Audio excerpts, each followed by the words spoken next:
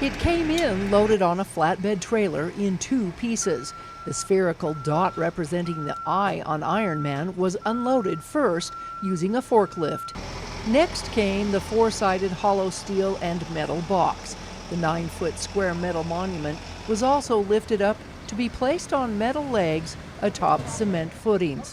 When put together, the 13-foot tall sculpture, built to scale, weighs about 5,500 pounds and features an M at the bottom representing man. Using real mountain landscapes, each side of the Ironman sculpture commemorates the different competitions of the triathlon. We came up with the concept pretty quick. It originated as a 3-sided, but then since this was going in the roundabout where 4 streets were going to be coming into it, we decided to add the 4th side to it.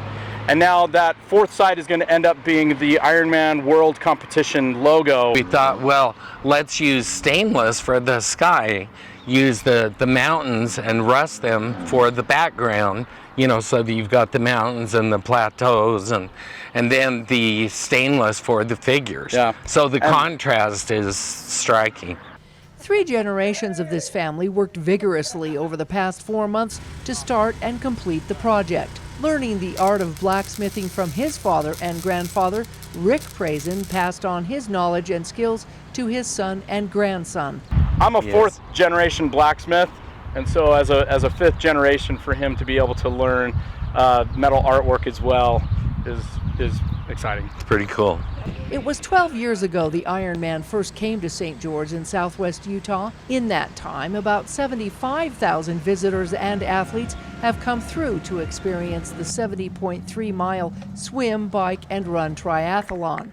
And although the event was canceled last year, this monument will serve as a permanent reminder of triumph in the end. This monumental, incredible piece of sculpture is a testament to human nature and our ability to triumph over adversity.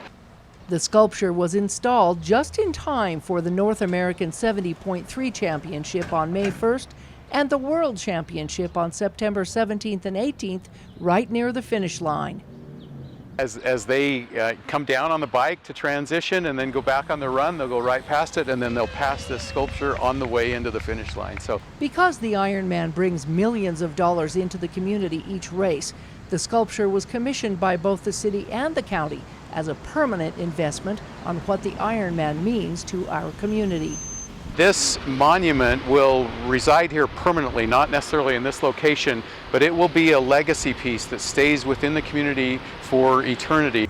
Executives from the Ironman team came to welcome the event. To have the opportunity to be here when this piece of incredible art was installed really does set the stage of the magic that St. George brings to Ironman. Officials involved in coming up with the idea were also on hand to talk about its location and inception.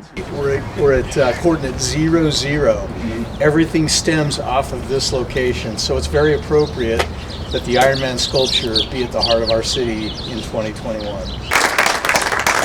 Well, I got to tell you what an honor it is to be able to do something monumental like this. So I feel like we pounded Ironman into the ground here, and hopefully you'll stay because we love having you, so thank you. But Ironman's mantra is anything is possible. And that fits so naturally with what this community is all about, and we're demonstrating that this year. In downtown St. George, Melissa Anderson, Community Education News.